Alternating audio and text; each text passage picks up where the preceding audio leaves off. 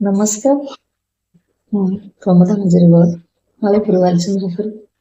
ଆଜି ଆପଣମାନଙ୍କ ପାଇଁ ଏକ ଭିନ୍ନ ସ୍ୱାଦର କବିତା। ଆଜି ଭାବିଲେ ଲାଗୁଛି ଯେମିତି ସୃଷ୍ଟି ଆଉ କମ ଦିନରେ ଧ୍ୱଂସ ହୋଇଯିବ। ମାନବ ଆଜି ଦାନବ ସାଜିଛି। ସତ୍ୟ, ଶାନ୍ତି, ନ୍ୟାୟ, ଧର୍ମ ଏମିତି ଭୁଲି ସାରିଲାଣି। ତାର ଅନୁସନ୍ଧାନରେ ମୋର ଏଇ କବିତା ଉପସ୍ଥାପନା। ଆଶା କରି ଆପଣଙ୍କ ନିଶ୍ଚୟ ମନକୁ ପାଇବ। କବିତାର ଶୀର୍ଷକ ସ୍ୱାଗତ କରିବା ନୂତନ ଯୁଗକୁ। ଚାଲରେ ଚାଲ ପାପ ପଙ୍କିଳ ପଥ ଅତିକ୍ରମ କରି, ଚାଲରେ ଚାଲ ଅନନ୍ତ ପଥେ ସତ୍ୟ ସନ୍ଧାନ କରି। ପାପର ଛନ୍ଦ ବାରୁଦ ଗନ୍ଧ ଅଗଣନ ଶବ ପରେ, ସଦା ଶଙ୍କିତ କମ୍ପିତ ତନୁ ବ୍ୟଥା ବେଦନାରେ ଭରେ।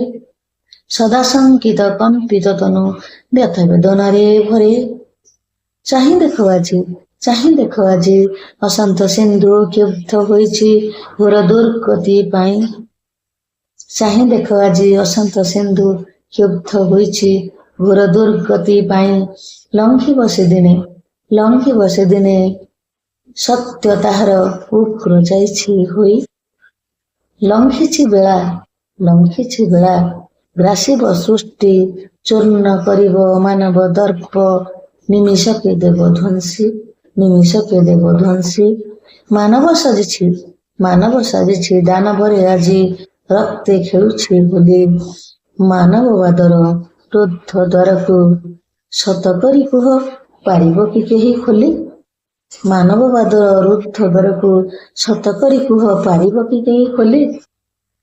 ଚାଲରେ ଚାଲ ପାଦ କରି ଆଗେଇ ଚାଲ। ସତ୍ୟ ଶାନ୍ତି ଭରା ବୋଧିଦ୍ରୁମର ତଳେ। ପ୍ରେମ ଅହିଂସାର ଅମୃତ ସିଞ୍ଚେ ଯେଉଁ ବୃକ୍ଷ ପତ୍ର ଡାଳେ। ଚାଲରେ ଚାଲ ସଭିଏଁ ଚାଲ। ପଛକୁ ଚାହଁ ନା ଫେରି। ସ୍ୱାଗତ କରିବା ନୂତନ ଯୁଗକୁ। ସତ୍ୟ ନ୍ୟାୟ ପ୍ରେମର ବାଞ୍ଜୁଳା ଭରି। ସତ୍ୟ ନ୍ୟାୟ ପ୍ରେମ ନ୍ୟାୟର ବାଞ୍ଜୁଳା ଭରି। ନମସ୍କାର, ଧନ୍ୟବାଦ।